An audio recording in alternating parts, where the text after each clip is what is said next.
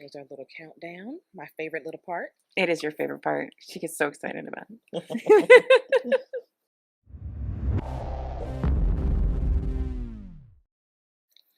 Well, thank you. Welcome. Thank you.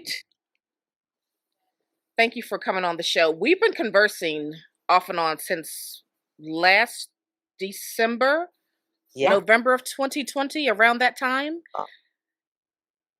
Yeah, so thank you for me. Yeah, It's been a while. yeah. So it has been a while. So thank you for agreeing to still come on the show. So welcome to TBR Lowdown. We're so happy to have you here today. We are here with Rachel Howzell Hall, the author of her latest book, These Toxic Things. Yay. And we are very excited to finally chat with you.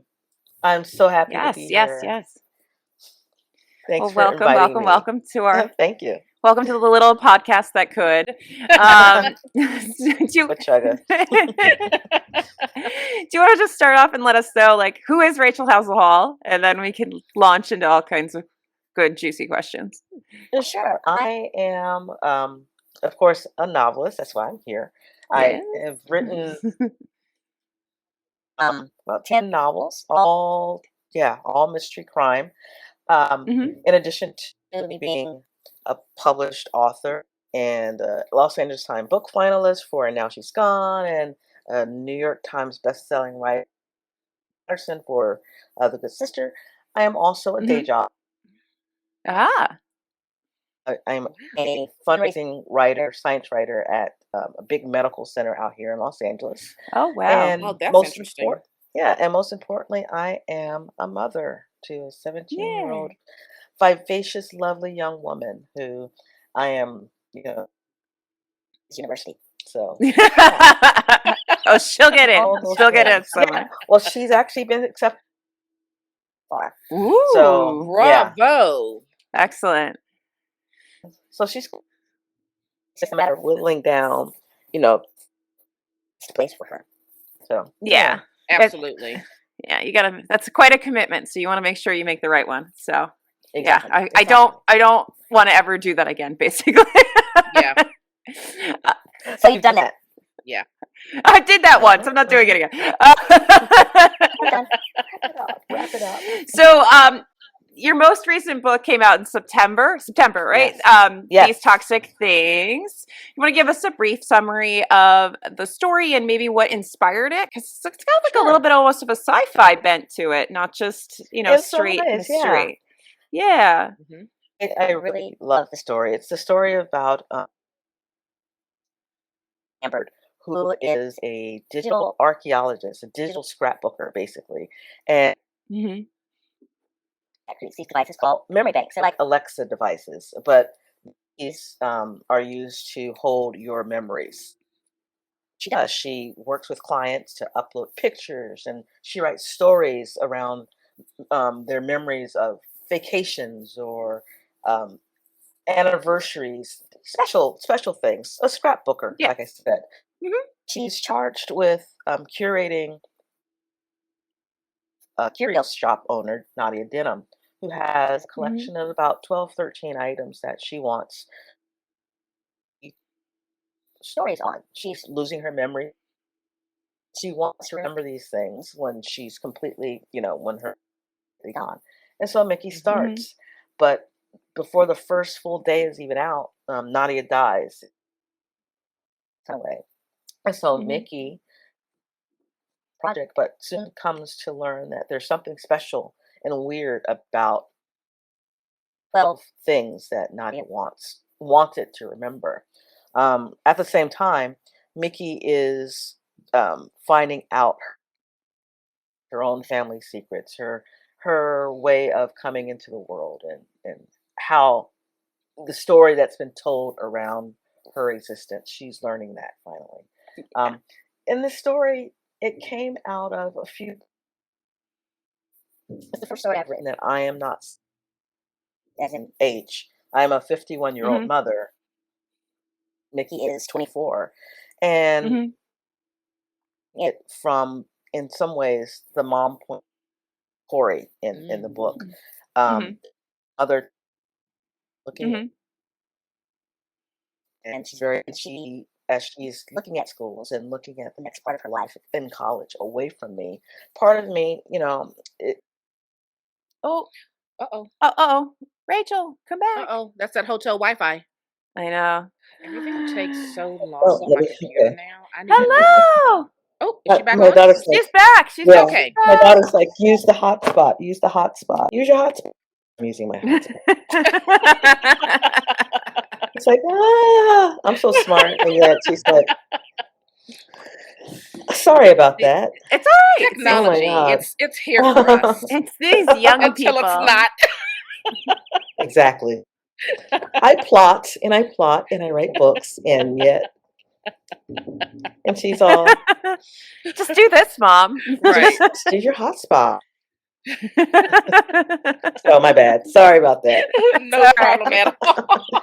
So exactly, Okay. this is exactly what I was talking about, though. This is what inspired. Are we going? Oh yeah, we're we're good. going. We're good. We're Okay. good. Yeah. This inspired these toxic things in a way, because my daughter and her generation, they track memories differently than we do. We have Sure. albums, physical albums of our pictures, refrigerator magnets, tchotchkes that on trips, right? And this Yes. generation, they're not like tied to those types of things. Their memories are stored digitally. You know, all her life is on a phone, in a digital album, in some cloud somewhere, and we'll print out some pictures. Like, she has a cool little Polaroid picture Oh, yes. camera, that, Mm-hmm. but she's not connected to it, like, to those things. And I wanted Mickey to have a job that was high tech, but memories are the beginning of time. People have had them. They're very old ideas. Their memories are things that happened in the past. So I wanted to smash those things into, you know, something digital, and with holographs and augmented reality, but with something that, will last and shift and change, not because of technology, but because these brains of ours are ancient. Even, Mm-hmm. I remember my third grade teacher, and I will always hate her for this. She told me in third grade that I was dying.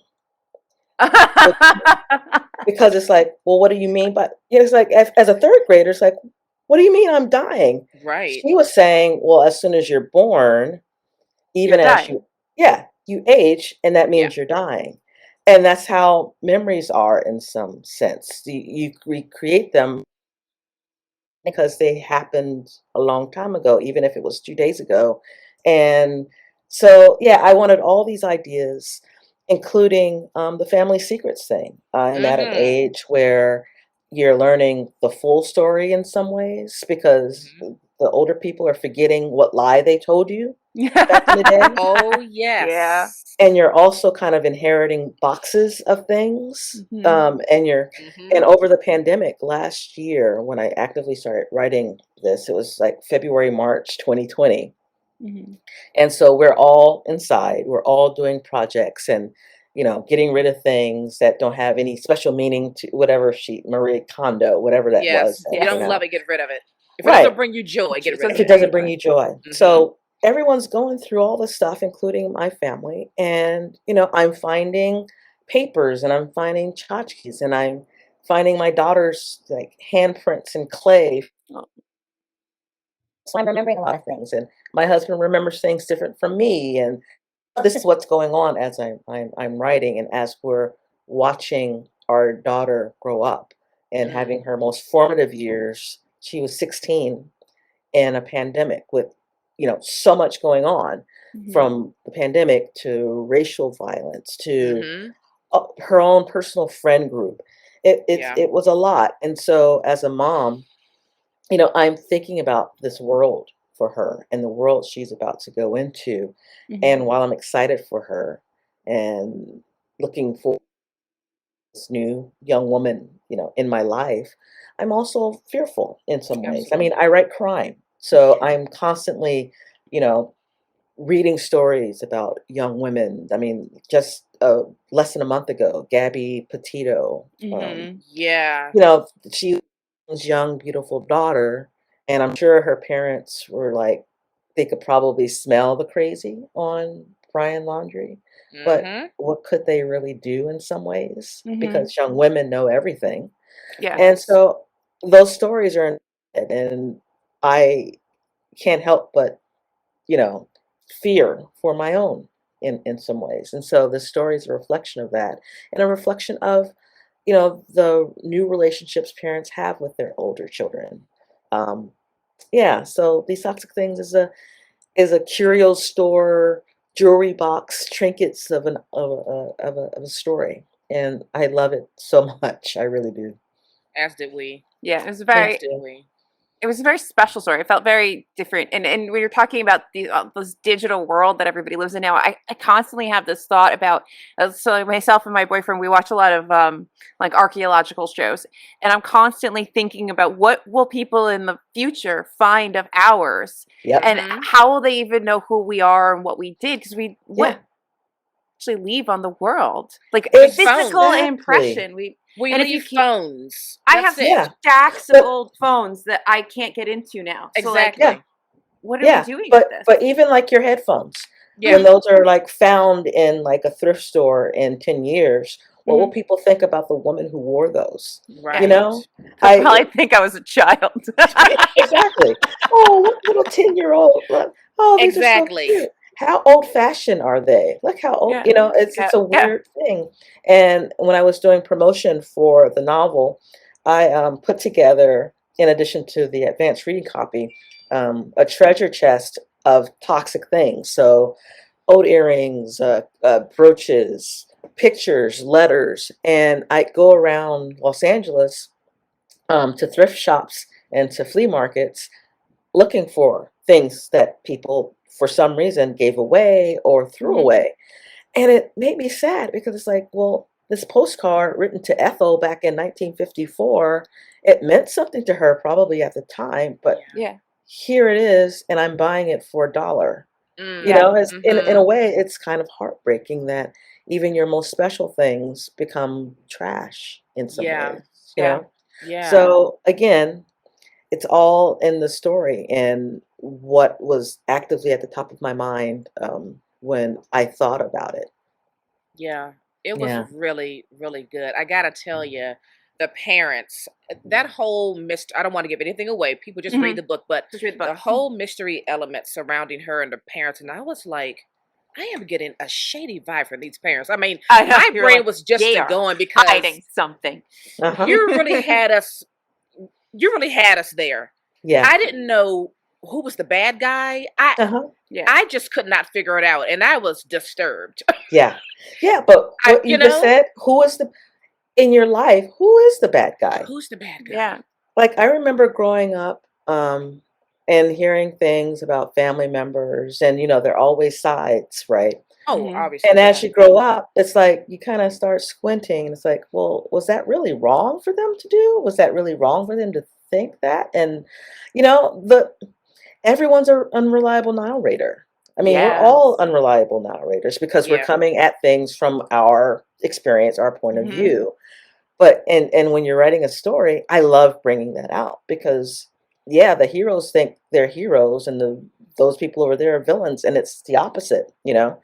And it's again, one man's trash is another man's treasure, and that goes for families too. It's Yeah. so true. The family aspect of here was so beautiful. The mother-daughter Oh, I relationship, love that. Mhm. Yeah. it just warmed my heart so much. It was so sweet. It was so loving. Mhm. Yeah. I adored them. I Yeah, I adored them. it's those I write those are my favorite scenes with those two because, for instance, my favorite scene is later in the book when Mickey's brokenhearted over Chris, Hmm. and she and Corey are in her little back apartment, and they're sitting down talking about boys and drinking red wine and eating popcorn, watching the Golden Girls, Mhm. and Yeah. You my had daughter us at can't Golden drink yet. Girls. Yeah. Yeah, and but that's what we do. Hmm. We watch Golden Girls together. She's watched it since she's born. Our favorite snack. We love popcorn, and when she Hmm. gets old enough to drink, I'm sure, you know, we'll bond over all of that. Mhm. And I loved those scenes because and she borrows my clothes, I borrow her clothes. So it really is, I dedicated it to her. It really is about, you know, her growing up as a young woman. Now we don't have as many twists and turns as the Lamberts do. Well, thank goodness. I know, I was like, ooh. I But made sure of that. so many families do, especially if you go back in certain generations. Like my Oh grandparents my have God. some crazy, there's all kinds of crazy stories once you start talking about, like, especially in the Depression era, like just the amount of kids that kind of got like moved around because you Yeah. couldn't afford people or your Yeah. children, and just like all these crazy stories come up, and you don't know about them. You just know your little sliver as a child, and then as you get older, they like add to that sliver and add to it and add to it, and then you're like, what are all these lies you've been telling me for years? Exactly. Great grandma was a hoe? What?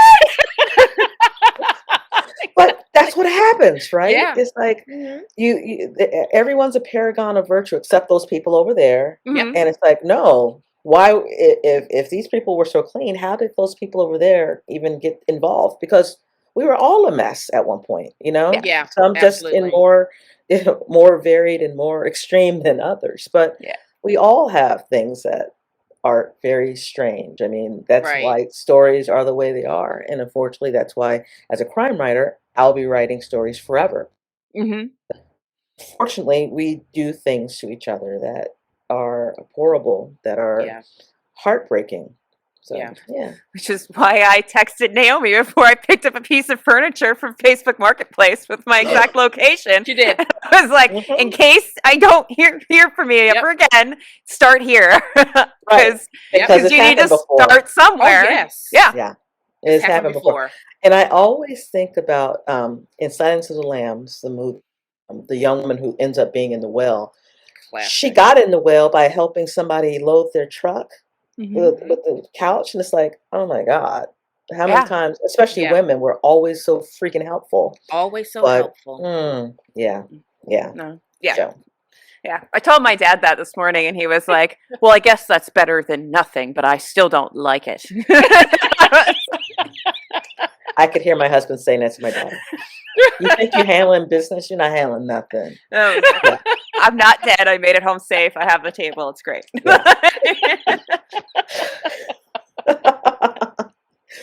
One happy ending. Yeah, we're good. We're good. We're good. So, did you always want to be an author when you were growing up, or did you have a wild fascination about being and doing something else? I loved books, like all of us who are, word nerds. I loved books, but back then in the early 70s, I didn't see anyone I didn't know any books that were written by Black people. I knew, Ramona, the Brave books, Beverly Cleary and Judy Blume, and all these books that we all grew up reading about, reading, their books. And so, but it's like the Black equivalent of that. So it wasn't like a real thing. I just knew that I love stories and I love the act of writing. I've kept all my journals since third, fourth grade. Oh, wow. And Still up have until That is incredible. my second year out of college, I kept them. So, Oh, the that's act of writing. wonderful. Yeah, I loved it. So me not seeing me as a writer, I wanted to be a few things, and this is, you'll see a trend. I wanted to be a Marine, I wanted to be a nun, and I wanted to be, one other thing I can't remember, but they all revolved around uniforms.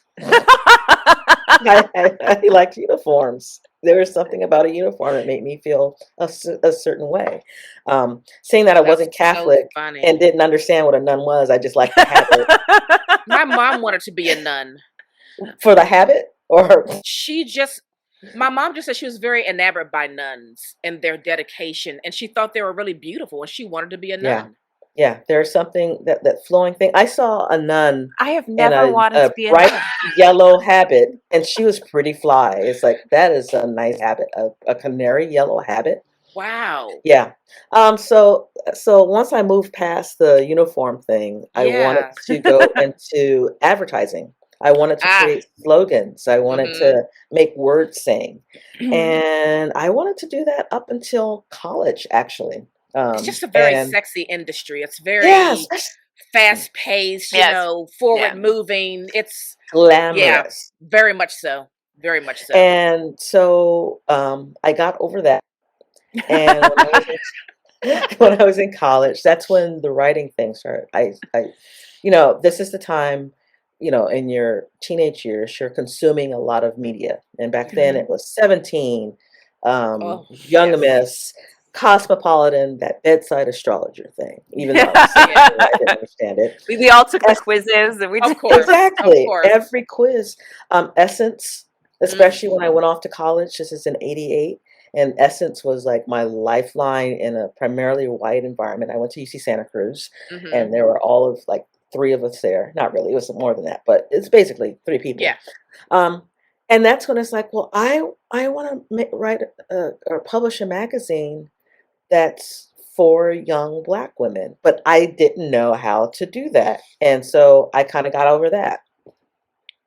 But I was an English American literature major, and I read all the greats, the canon, as well as, marginalized writers. And those books were very important, very big. Toni Morrison, James Baldwin, Richard Wright. I still didn't see myself as a writer because who can write like Toni Morrison? Who can write like Alice Walker? Right. Yeah. I was Exactly. I understand. I was into boys and shoes and heavy, freaking Big Daddy Kane. And, it was 88 to 92. Right. I am not trying to, and I'm from Los Angeles on top of that. Right. So there was no big tradition of slavery in LA.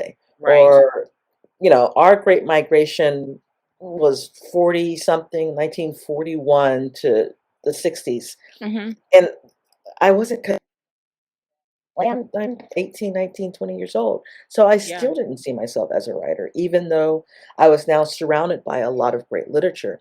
It wasn't until my second job with Penn Center USA West, which is like Amnesty International, but for writers, where I saw working Black writers who wrote contemporary Black stories. So that's B.B. Moore Campbell, that's Jervy Turvalon, that's Gary Phillips, and they were part of Penn. And I saw them just writing these stories about regular Black folks. There weren't these big, important stories. They still had messages, but they weren't weighed down with intelligentsia and big, complicated ideas.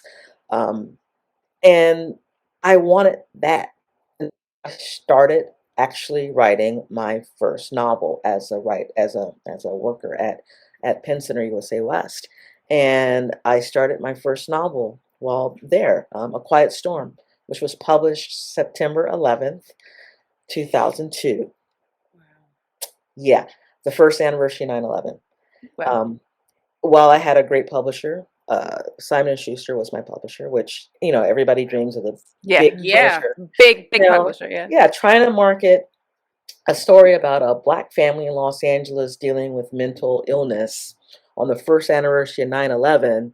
Well, that's kind of hard to do. Yes. And so, but at least though, I had the deal. I had my first introduction into publishing, and I knew that these are the stories I wanted to tell. I wanted to tell stories about contemporary Black folks dealing with big issues, but writing it in a way that seemed more approachable. I mean, I grew up reading Stephen King, Jackie Collins, Sidney Sheldon, Tom Clancy, very big idea people, but Lucky Santangelo is not trying to solve racism against Italian American mobster families, But in some ways, Jackie Collins wrote it so that, here's a strong ethnic woman who is the boss, right? And so I wanted to write stories like that with everyday language, very compelling, and very approachable. My idol is Stephen King, and he writes Maine like I love Los Angeles. It didn't matter that I was a little kid who didn't know what Maine was. I just knew that I too was scared of clowns in sewers with eyes like dimes. I too was scared of big scary dogs who may or may not have rabies. You know, I all his stories were so, they were fascinating. They took me to a place that I still haven't been to, Maine, but I feel like I know it. With people who are incredibly interesting, who speak like regular people, who are dealing with some supernatural things. And even though our daily lives are not necessarily supernatural, they are extraordinary, especially now in the time of COVID. So you know, I read him religiously and took my lesson in creating not just interesting characters, but using place as a character Yes. too. Yes. I grew up in California, so it's really fun Yay. reading your books. I grew up in Silver Lake. And Oh, so, yes. yeah. And I'm like, oh, whenever I read about California, it Uh-huh. just makes me all warm and fuzzy on the inside. Yeah. But Especially since as it's changing. I oh mean, yeah. Silver Lake is not what it used to be when you were there. Yeah. It's gentrification is real in Yeah. like Los Angeles. And Yeah. talk about memory. What used to be, even in my daughter's lifetime, is no longer.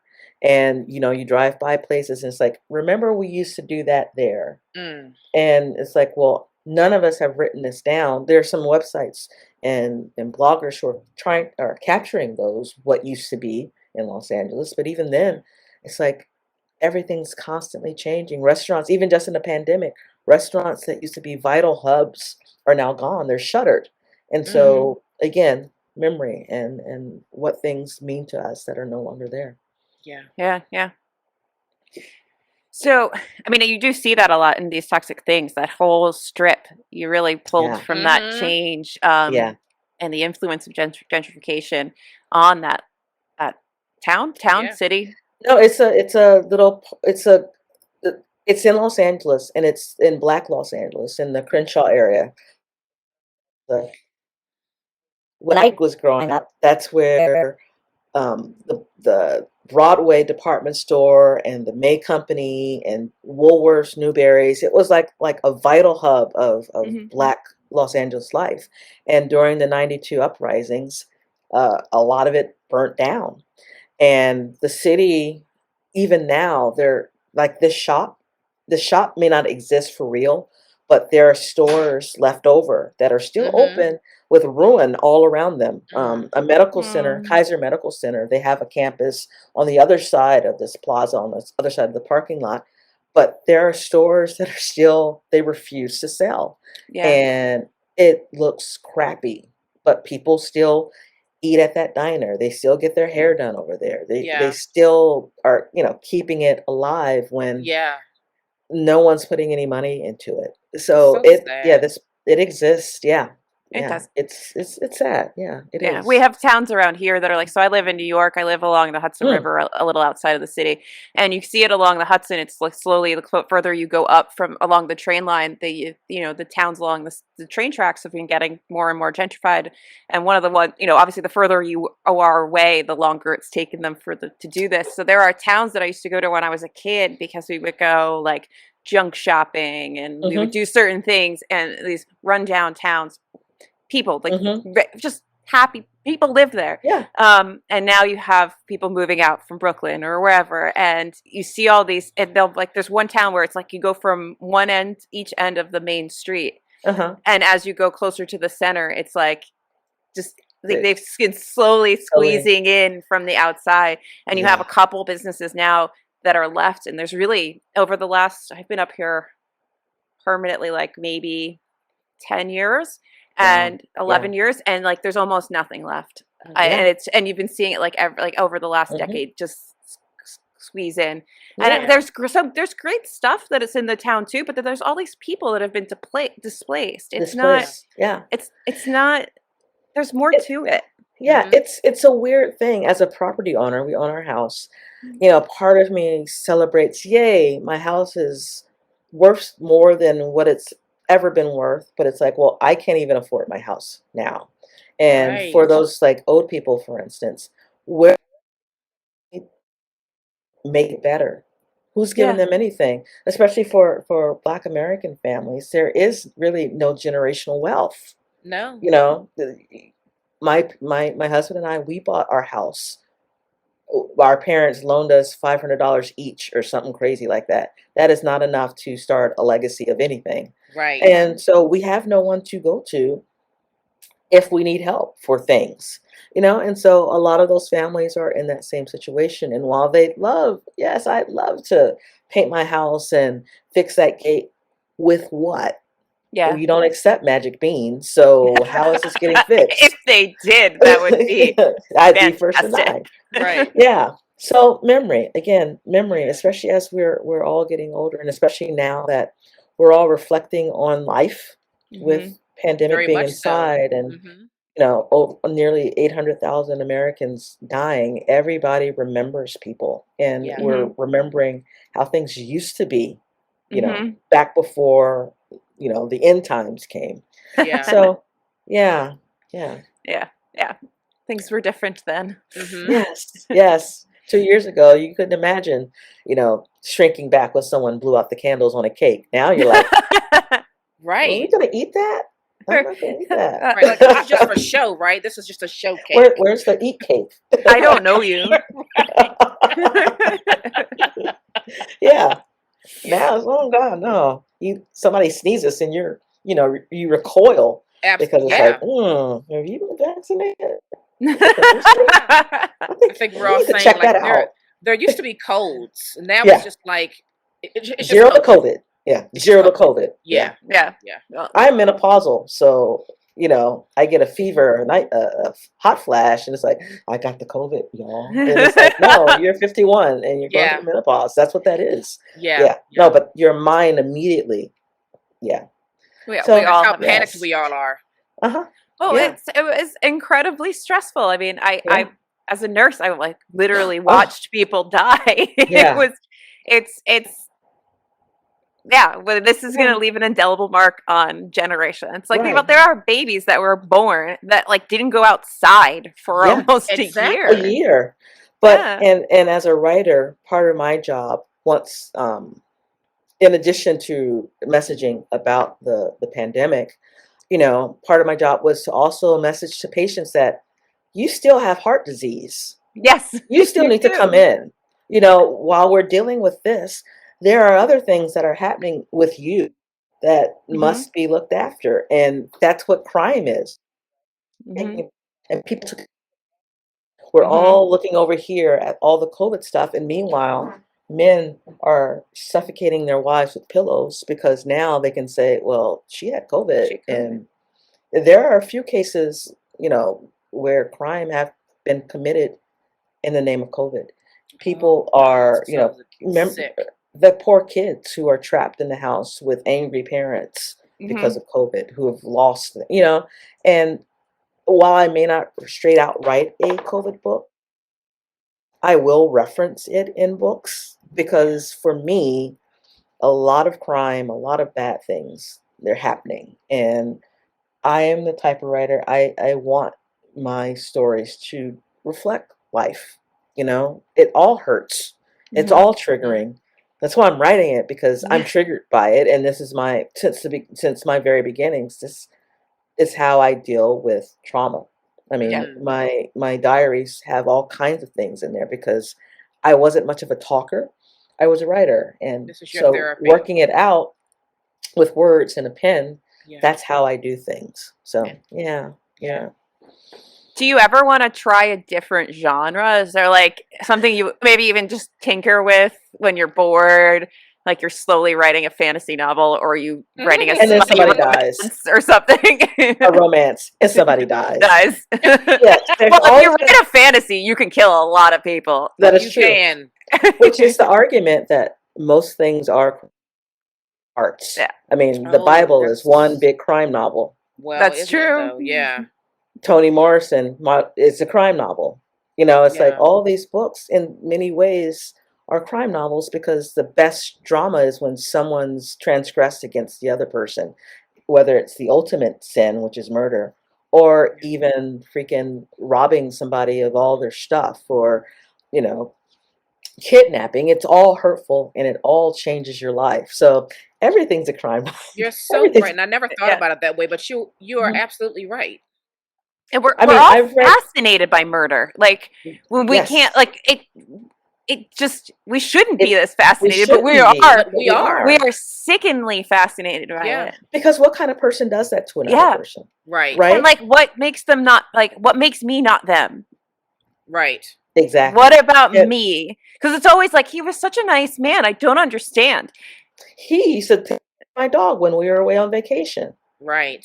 But well, who's to say that something won't happen that you just lose it? Snap. I think, Right. yeah. Even What's going to in be the thing that takes me over the edge? Yeah. It's exactly, going to and flip there a is switch in something. my brain. Yeah. Yeah. Yeah, they That's may what I stop you before you plunge that knife in, but you have the knife in your hand yeah. because Yeah. Yeah. someone's done something. You know. Yeah. Remember when everybody was this is such a strand was welcome to me, I do tangents. So remember when everybody was taking bath salts and like people were like eating people's faces? Yes. I used to just sit there and go like Terrifying. are we all just one chemical imbalance away from eating each other's faces? I say Are we? yes. Like is it that simple? If we just tweak the brain chemistry, Just suddenly we are one just little. at Yeah. each other's throats. There I was a think so. story. Yeah, I think so. There's a story last week, a true story. I get people true crime newsletter every day, and Oh there my was God, I this want that. dad. Yeah, sign up for it, and it's like, oh my God, every day there's something bad every day. But Yes. there was a young woman. She was 14 or 15, and her older boyfriend. We didn't know he was older, but older boyfriend sold her into sex trade, right? And disappeared her. Her daddy, looking like Liam Neeson probably, found his daughter. He Oh my found her. God. She was still alive, and he killed the boyfriend. Good. No, And sorry. everyone's kind of like, Wow. All right. so what are we having for lunch? But it's like Yeah. that. Yeah, I feel I'm like there are sure moments where we're all just like, well, that was deserved. Right. he sold his daughter into sex slavery. So I'm sure the jury, if they give him something other after giving him a hand, um, Right. community service for a day, You want to go to because therapy? yeah, Right. because who would be upset with a dad finding his kidnapped daughter, ruined, even though she's alive, he ruined her life. I Yeah. get it. Yeah. And yes, would I? Yeah, I Yeah. most definitely would be that dad. So My yeah, I my think we father would certainly all, be that dad. That's for yeah. sure. Oh yeah, Mhm. my husband and I we'd be racing to find out who Yeah. gets him first. Yeah. But again, we are all trapped in this psychosis waiting to happen. Yeah. And Mhm. for Mickey, she is learning that her parents would do anything for her, that her parents Yeah. have done whatever for her, that Nadia, in some ways, will do anything for her children. Yeah, Mhm. yeah, Yeah. yeah. Wow. It's But no, I don't think, if I wrote a creative nonfiction book, there would be some type of, you know, death or something that is the inciting incident. I'm frightened by it. I'm fascinated by it. The humans who are involved in it, they all fascinate me. And yeah. again, I grew up as a religious kid. I was raised Seventh-day Adventist, so crime was constantly on my mind. Mm. I am fascinated by people who aren't scared of going to hell. It's like, well, if you do Right, that, from your religious aspect, you're right? not going It's to see like the. that's a sin. Yeah, it's like you're not going to see the king. That's a sin. Yeah. So let's delve into that. So yeah, but I absolutely, I love these stories. And I only write things that can take me over 90,000 words. I have to have that kind of interest and anger and anxiety about it. So yeah. Wow. So I was first introduced to you last year via the publisher when your book "And Now She's Gone" came out. And for Yeah. whatever reason, I thought you were a debut author. And then I went on Goodreads after I finished the book because I was like, no, this can't be the only book. Let me check Goodreads. And I go to Goodreads. I'm like, oh no, she's not. She has a ton of stuff. Yeah. And so I also have They all fall Land down. of Oh, I Land of have Land Shadows. of Shadows. I just found Land of Shadows, but I'm Mm-hmm. gonna be slowly like getting all of your books and reading them. But are Well, they thank you. all set in Los Angeles? With the exception of They All Fall Down, which starts in Los Angeles, but primarily takes place on this island off of Mexico. Yes, Okay. they're all Los Angeles stories. I actually love LA. Yeah. It's more, oh, and you know this, it's more complex than people think it is. There's so many different neighborhoods and Yeah. feels of the city that, what folks see on TV is not all of Los Angeles. That's Right. just Kim Kardashian's Calabasas, which is not even the city. So yeah, there's so many different people, 4 million people Yeah. with 4 million different stories, so many places, bodies. It's fascinating. Although I must say, the story that is Do you just walk around and go, "Oh, that would be a great place that's to a leave a great body"? place. Ooh, have the thoughts coming in? Because I can actually, yes, I do. The story that's coming out next year, We Lie Here. Mm-hmm. It's a Palmdale, California story. Palm is about 70, 80 miles north of Los Angeles in the desert. That story actually takes place away from Los Angeles, even though the main character, Yara, lives in LA. So Yara Okay. is to help plan her parents' 20th wedding anniversary party. And she's doing that. Finds her a Holiday Inn and tells her that she has something to share with her. But Oh. before Cousin Felicia can do that, Cousin Felicia is found floating face down in Lake Palmdale. So it's Yes. another murder mystery, another family secret Yeah. story in the desert, in the high desert of Well, I'm Los excited Angeles already. County. Yeah. Yeah, I can't wait. I can't wait for this story. There's So just so many Awesome. authors in the world, and I'm so happy that I was working with that publisher and got a chance to be introduced to you. Like, we talk about this all the time. Like, there's Yeah. just so many authors and books in the world. Like, you Yeah. can't get to them all. You And it's can't. like, when you're a reader, you're always thinking about, oh, there's some great stuff out there that I don't even know exists yet. Yeah. You know? And you Yeah, just, it's you just want to frustrating. read it all. Yeah. Or Because you can't do it all. Yeah. Right. Or you Yeah. get the book and you place it in your TBR pile that spans like 3 walls. Like Yes. I was actually looking at my library. Oh yeah, I bought that. Oh yeah, I would buy that. I'm gonna get to it. I'm gonna get Yeah. to it. My biggest fear, and this was even when I was little, watching the Twilight Zone, and you all may remember this episode where Burgess Meredith loves to read. His whole life has stopped because he can't stop reading a book. The end of the world comes, and he has all the books in the world to read, and his freaking glasses break. Oh. And Rod Serling on and says, and it's like that is my biggest fear, to have all the time in the world to read these books, and my LASIK stops working, and I don't have a pair of readers anywhere near me. Yeah. Oh, wow. Uh-huh. Yeah. Yeah. So I have to relive like 4 lifetimes, I think, to get through all the books that I have in this house. For sure.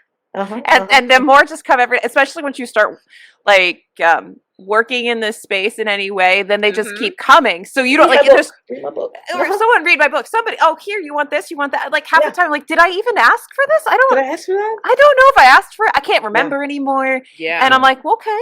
Like I got something last night that I think I did ask for, but I asked for it for my boyfriend because now I'm like, I just need to ask for things. You tell me, did you like it? Like, Right. What are your thoughts? Here's $20. Read this. Yeah. Write down some things. I'm not gonna read this book about Kobe, but I know you're gonna want to. So. Right. Right. Thank you. Let me know. Your proxy reader. We're just over here drowning in books. Yeah. Yeah. What a blessing. It is. It's not a complaint. I remember one Christmas growing up crying because I didn't get the book I wanted. And of course, my mom just went off because I have all these other things, but I didn't get whatever book that was. I can't even remember what it was. And now here I am, 100 years later with all the books in the world and can't get to them again. Yeah. The Twilight Zone. Yeah. Yes. So our lives are the Twilight Zone. Yeah. So you do have one series, correct? Yes. Do you prefer writing standalones or doing a series? I actually like standalone land, only because there are so many different weird stories out there that I want to get to. And while I loved Lou Norton, Detective Lou Norton, and her, I love that the whole thing. I can't write those stories from her point of view all the time. Yeah.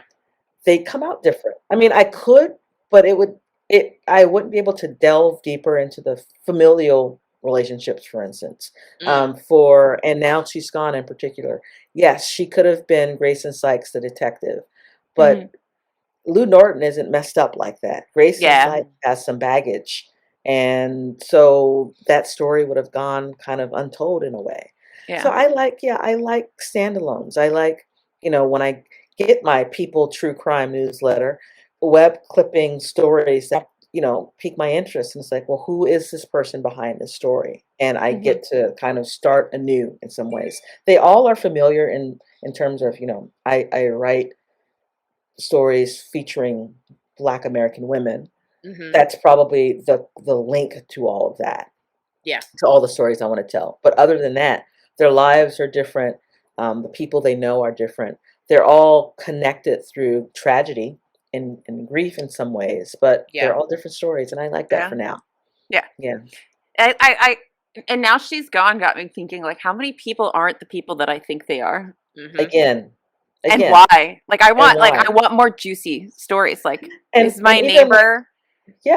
And even the not murderers, the regular Grayson Sykes isn't who we all think she. How many Grayson Sykes are around us right now who were someone else at one point? And they're just trying to, from day to day, trying to make it from the streetlight to streetlight. Yeah. Trying to survive, when you at work, you ask someone, how are you doing? And they say, okay, you have no idea what actually is happening in that.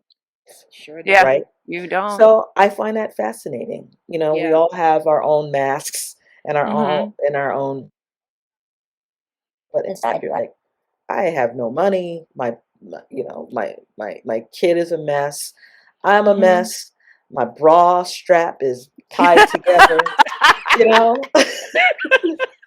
I may look good, but I am all shenanigans and misdirection. Because we have to be.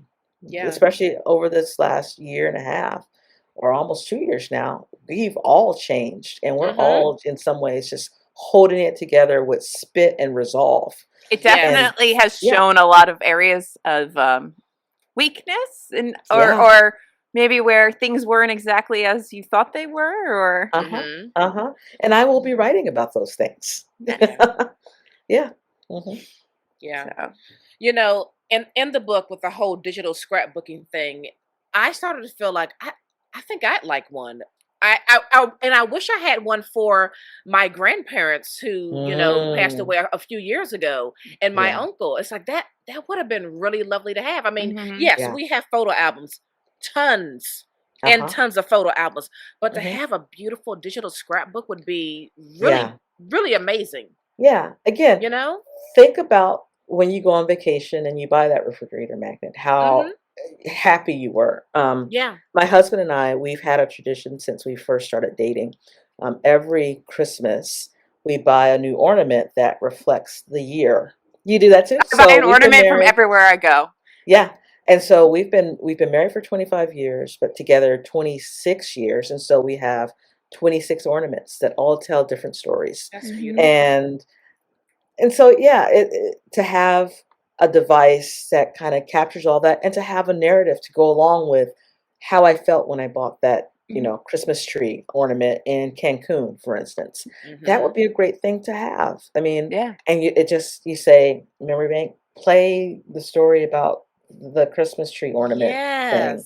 And it's beautiful. And that would be kind of a centralized memory. And even then, history is relative, right?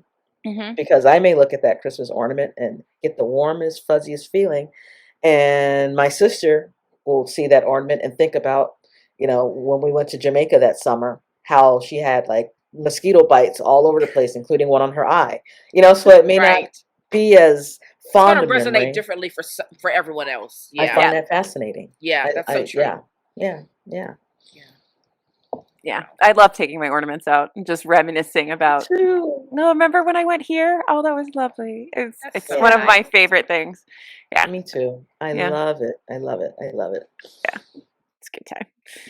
So how do you research your books? Is it your true crime newsletter? Do you have an somewhere where somebody gives you the juicy? A little bit of all of it. So I am constantly reading stories from people, true crime, but also just Googling stories, because most likely it's happened in some way already before. That's for sure. Yeah. There's this forum, this website called Web Sleuths, WEB as in boy, SLEUTA.com, and it's like this forum of true crime lovers, and they have all these cases with all the threads of case files and court documents and all that. Yeah, it's fascinating, and it's all like in one place. So I go there, of course, newspapers, Vanity Fair, all everywhere. I Google it all. I read true crime books.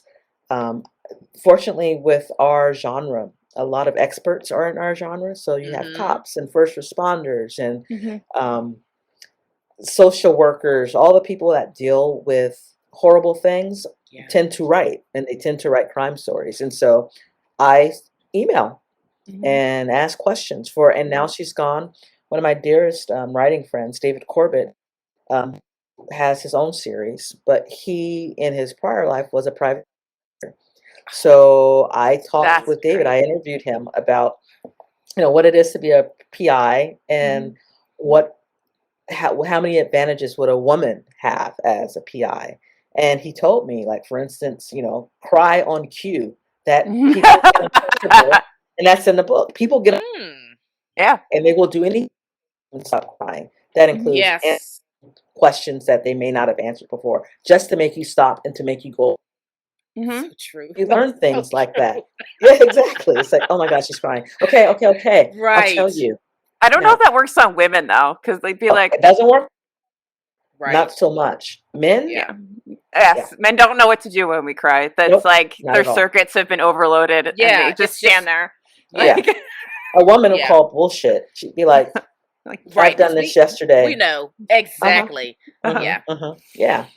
So I get my ideas and I research everywhere. I mean, nothing escapes me. Conversations don't escape me. How people talk to each other, what they don't say, body language, all of it, I record it in some way, because I find that as fascinating as the actual crime. The people in the community around what's happened is just as important to me as the actual crime itself. I tend not to, I don't like torture porn, so I don't go in depth with what someone's done to another person, like how many stab, that kind of thing. I don't do that. I, again, like the after effects of the crime, how we deal with each other, the things we won't say to each other before and after. Yeah, that's much more interesting to me than how many times someone stabbed, this person. You know what I mean? It's all that other stuff, all the stuff in the mind. Stuff. That's scarier to me. Yeah. Well, that's why, like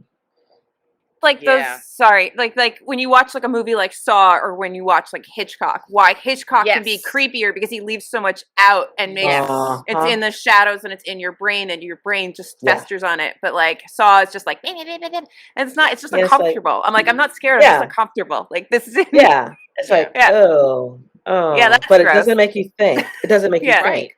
I'd rather have you get my brain up. Exactly. Because it sticks with you. Yes. Because who looks at a flock of birds and doesn't think about Tippi Hedren and the birds? I know every time I see birds together, it's like, Don't you come is at that me. normal? Exactly. Exactly. Because because in the book, even in the book by like, do you ever just like Daphne look du behind the Maurier, shower? right? Oh, Exactly. all the time. You're like, just wait a minute. It's Even like, now, what's yes. behind there? What's that shadow? What's that shadow? Yeah. Is there someone in here? You know, Yeah. you don't know, and that creep factor, that suspense factor, that making you hold your breath, to me, is more damaging than some nut with a knife. Yeah. It's like you see it kind of doles over you because it's so much violence that it's just a violent incident. It's not this lingering, scary thing that, you know, makes you have heart disease because you're constantly Well, there's no wonder. anxious. You just saw it. Exactly. There's nothing to wonder about. You just saw it, or you just read it. The person got stabbed this many times. Well, okay, that's what it is. But what was that sound? But like, what is that shadow? Why did they? What's that knocking? Why? How did they just walk away? Yeah. I find that I love that stuff. Because it's unresolved, you know? Very much so. Have you ever seen... No one knows why the birds came. Even in the novel. No one knows why the birds came. Which is why we all freak out when we see birds. Too many of them. You're like... Have you ever seen the old show... I don't know if it's also a book. It probably is also books, but Wire in the Blood. Oh, it was like an older BBC show, like maybe like 90s, maybe early 2000s, and it's like he's a psychologist who breaks down criminals, but all of the stories are like these insane criminals, and it's so creepy because it's all about the psychology of it. Ooh. And there is some violence, but the violence is less of the focus. It's all about what is motivating this person. And then you have the crime because he works with the police. So then you have that whole fast-paced criminal procedural thing going on where like everybody's trying to figure it out. And it's just Wire in the Blood. I wrote it down. Wire in the Blood. And the first one is just so creepy. The way the guy kills people just makes you go like, yeah. Well, and for that, you don't have to watch the person die. You just kind of almost have to have the people like explain it to you and figure it out and like, oh, what made this happen? Yeah. And then you're just like, the motivation of people is just it's terrifying. Yeah, that's why Silence of the Lambs will forever be a classic, because yes, Buffalo Bill, you know, skins women and wears women's suits, but it's that relationship between Hannibal Lecter and Clarice Starling that drives that story. And he doesn't do anything. Well, he does eventually, but their conversations creep you the hell out. And you know, you don't know what you're going to find when you roll up the garage top, in the storage unit. It's all Thomas Harris plays with your brain so much, and it's personified in this psychologist who's also a madman. I mean, forever, that book will be the book we're all trying to write. Yeah. He's so everything that you think is the opposite of all the horrible thing, which really gives you an extra layer of just feeling messed up. It's like, but how? But it makes you distrust anybody who's respectable. Like the more respectable and together somebody is, you're like, what are you hiding? Same with like Misery. It's like, again, another healthcare worker who's supposed to, even though I don't think nurses we're not all crazy. No, you're not. Annie Wilcox. Annie Wilkes. But I will say we've probably all had moments where we've had thoughts with certain patients where you're like, and it's like, you're supposed to be the caretaker, and yet. So yeah, those two books, you know, it's coming from a place where they're not coming from. I mean, Hannibal Lecter is he's a PhD. He's a MD, actually. He's both, I believe. And that's not where horror is supposed to reside in those types. They're supposed to be that other guy, the one who keeps the girl in the basement. Right, because first do no harm. Right. But she's coming to him because he's just as crazy as the guy with the lady in the well. They're the same coin, just different sides. And that's terrifying. Yes, it's unpredictable and terrifying. Yes, it is. Yeah. Oh, now I Wow. want to go read Silence of the Lambs. I know. I've only seen the movie, but I've never read the book, and now I Read want the to. book. Yeah. This is a Yeah. case where both are actually really good. Right, which doesn't happen often, as we It know. doesn't happen often. Doesn't. Yeah. Yeah. So, speaking of books, what do Mhm. you read? You write mystery thriller, but what do Yeah. you read? I also read a lot of mystery thriller. I read a lot of true crime. I read some horror. It has to have a criminal element for me to put it on top of my pile. I read some history. Mm-hmm. So if I'm not reading fiction, I'm reading a lot of true crime and not necessarily true crime, but true event stuff. Mm-hmm. Not necessarily biographies, but for instance, one of my favorite books was 90 Days at the Memorial. It was a book 5 about Days at Memorial. Oh, That you book. read the That Katrina book. That book. That book. Yeah. The part one, I was crying. Part two, I was angry. It was Yeah. just.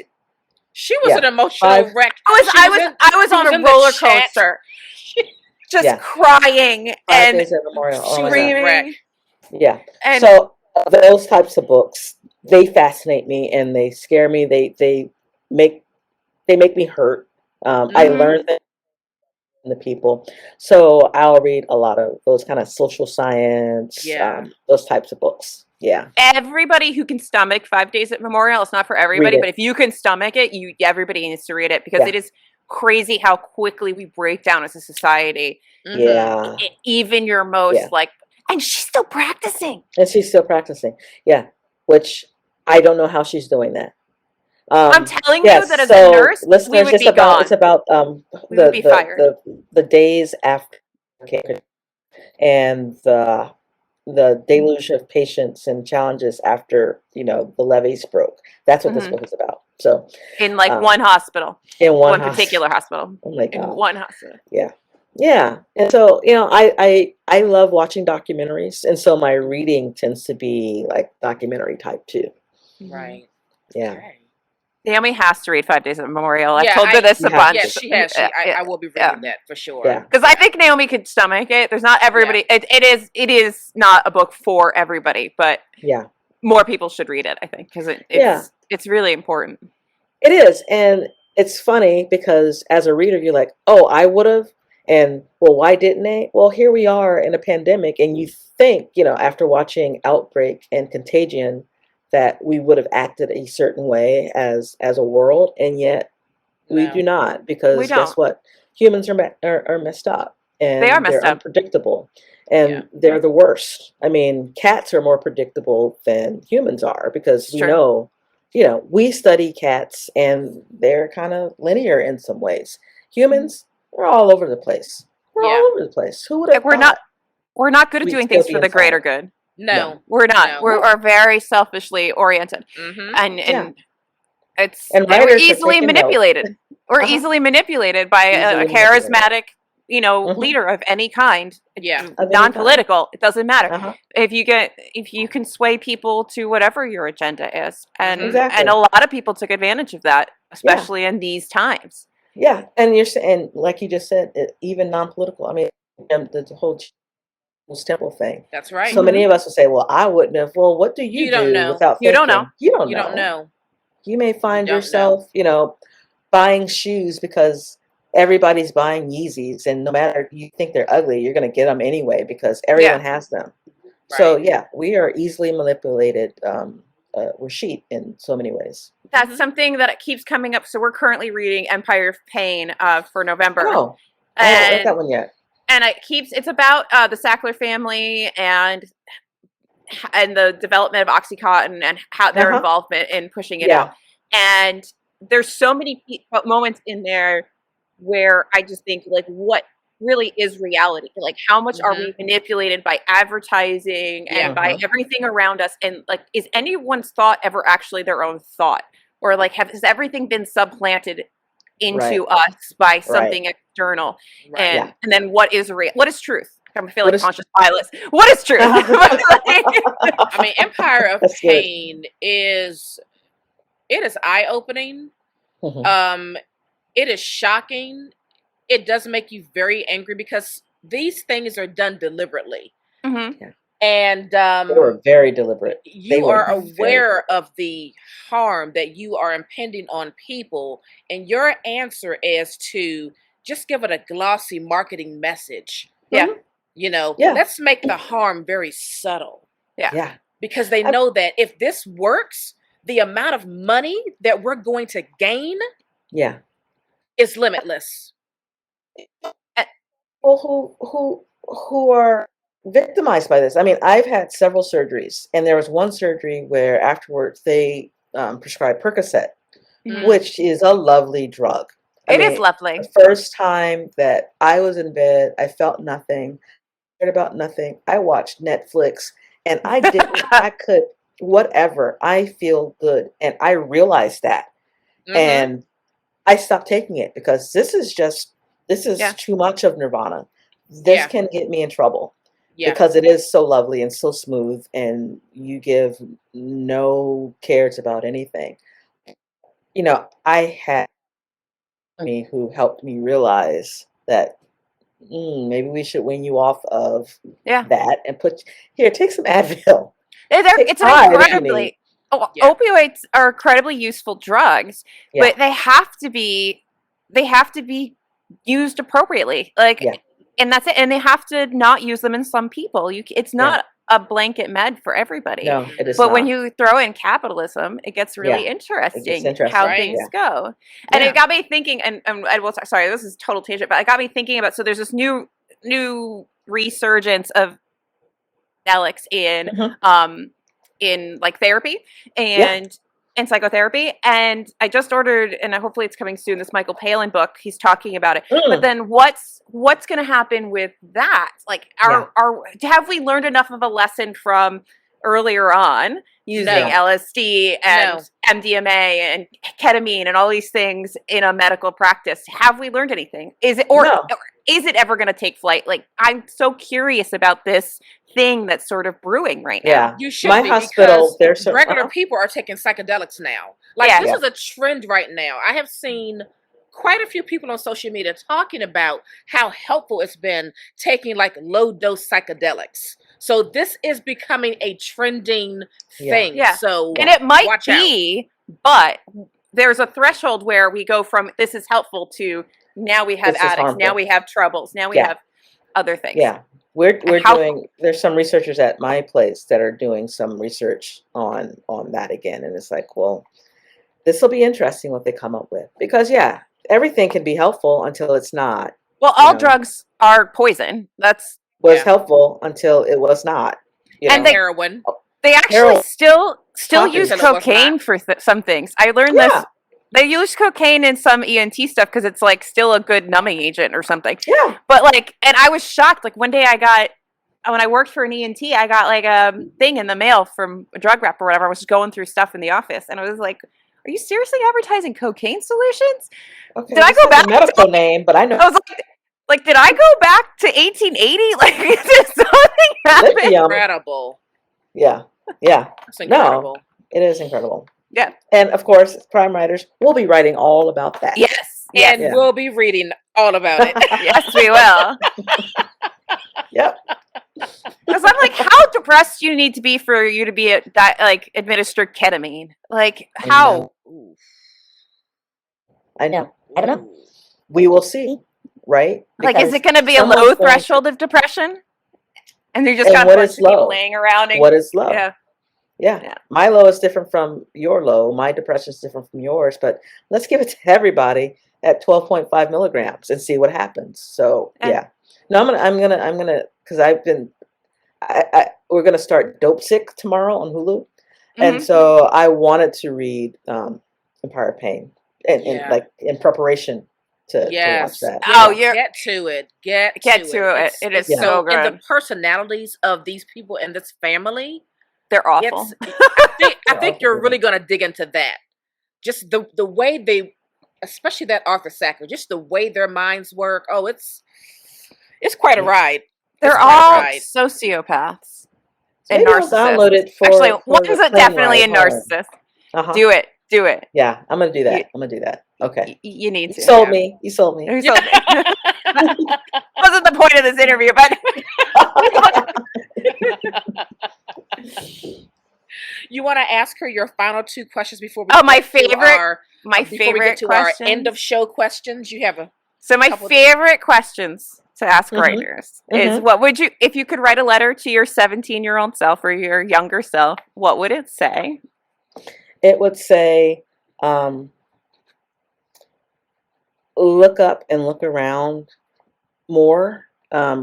Keep paying attention to people, but also take care of your heart, and you'll be okay. And that's in everything from boys to family life. It's going to work itself out. But just keep writing it all down, because it's going to come handy. I like that. I like that. Yeah. Yeah. I was a kid who I felt so. We all, as 17-year-old girls, we all felt so much back then. We felt everything. Everything. But we're so in ourselves that you don't think that other people are kind of feeling that same kind of thing too. You're very isolated in that, even with friends around. We were just talking about that before this. How important it is to talk to each other, because otherwise you feel like, your partner never putting the dishes in the dishwasher is just a hit them thing, and you're losing your mind and you want to cry. Like, how come everybody else doesn't have this problem? And you're like, they actually and it's just worse now with social media, because you see people's clean kitchen. You didn't see that she cleaned them dishes. Yeah, you don't know. But my husband's home right now. 2 a.m. and she's crying because they destroyed the house. Oh my God. I left the kitchen dirty on purpose. And now I wonder, when we get home, did he do the dishes? Did he do them? I just love that we all play the game. There's always a game where you're like, well, I'm just going to wait it out and see how long it takes you to remove that box from the table. If you're not looking up, you don't see that other women have also left the kitchen dirty and waiting to see, well, I'm not the only one who uses these dishes, and I also have a job. And so, that kind of community. But as, a young girl, you think it's just you, and it's not. Yeah. So, having that, so important. And then what advice do you have for aspiring writers? You probably get asked that 1,000 times, but what's your advice? And it's really, really simple. Just sit down in a chair and do it. Stop web clipping all day. Just write that first draft. You can go back and make it into the story of your dreams, but in order to do that, you have to sit your butt down in a chair and just write. Yep.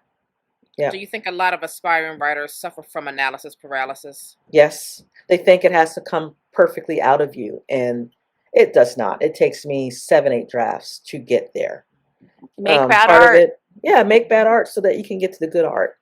I hate first drafts. I hate second drafts. I'm trying to get to that third and fourth draft where it becomes good art, with language that sings, with descriptions that are meaningful and personal to me. But I have to write the crappy first draft and the hard as nails mess of a second draft in order for that to happen. So get past that. I have to know everything about the story. No, you don't. You don't even know what the story is. You think you know, but you don't know. Yeah. Love it. Sorry, my neighbor just came down the hill in an ATV, and I'm like, what?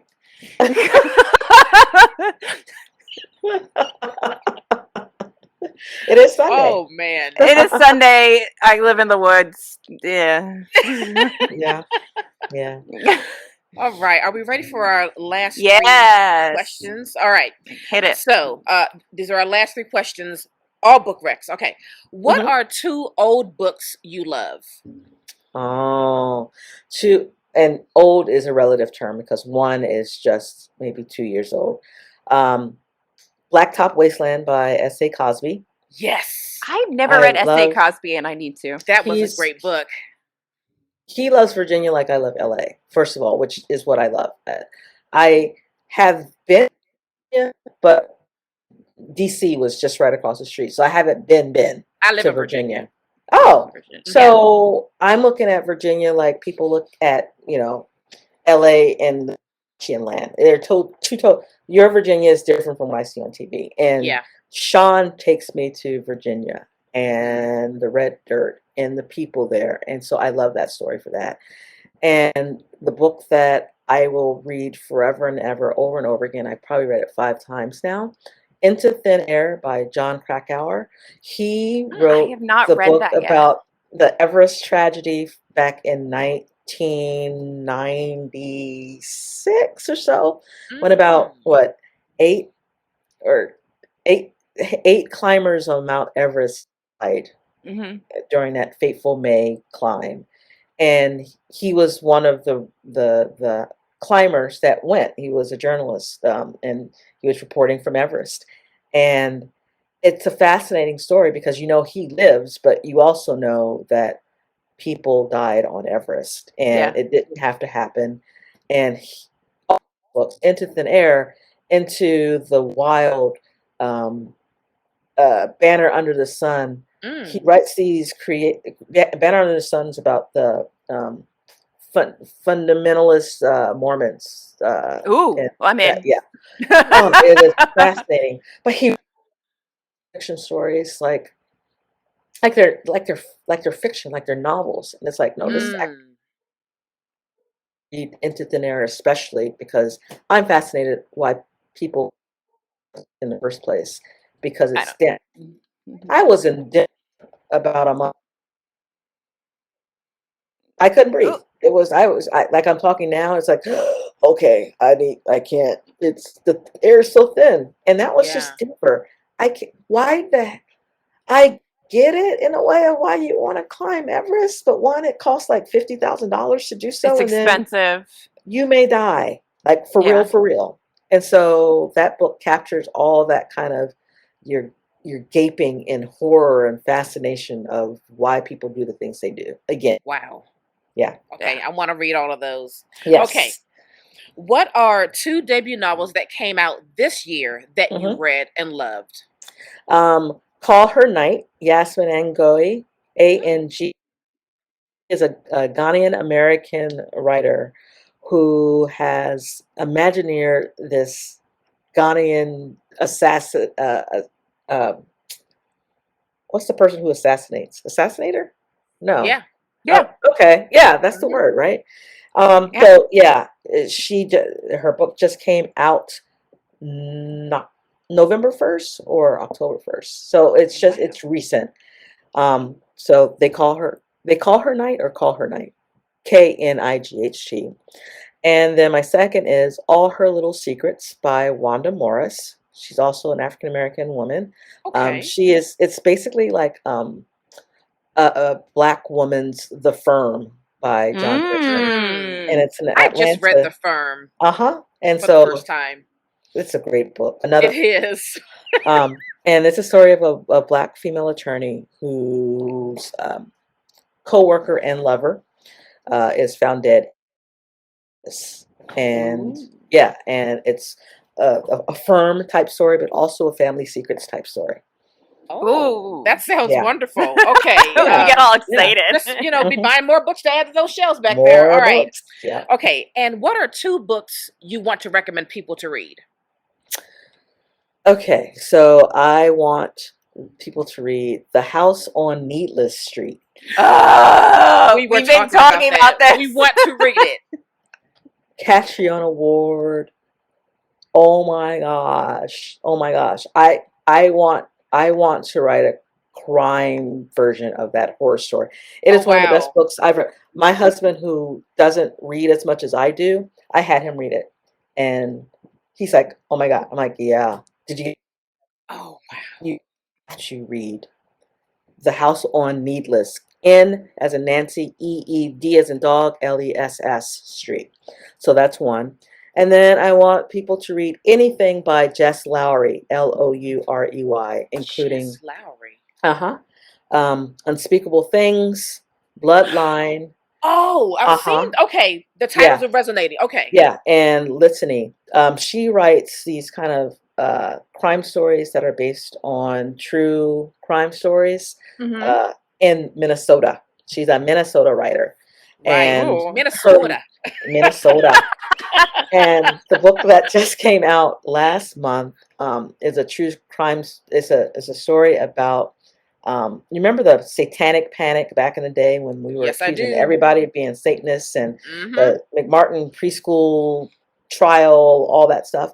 And that's what her current book is, like, kind of a retelling of that. So those are my 2 recs. Wow. Got it. Yeah. I'll be thrifting all of these. Okay. Thank you, Rachel, for taking the time to come on the show. We really appreciate you chatting with us about your projects and your life. And we're looking forward to your next book. Tell the people where they can find you online. You may find me at www.rachelhowzell.com or on Twitter at Rachel Howzell. That's my favorite place, Twitter. I'm also on Facebook. Awesome. But I'm on, yeah. Now we know where to get you. We'll get you on Twitter now. All right, folks, run out and grab your copy of These Toxic Things. Heck, just go ahead and get her entire back catalog, because you'll have a grand old time. You won't regret it, and you'll be thinking about these stories well after you finish reading them. Thank you. That's going to do it for us. We are going to get out of here, and we'll see you all next time. Bye. Bye. Bye.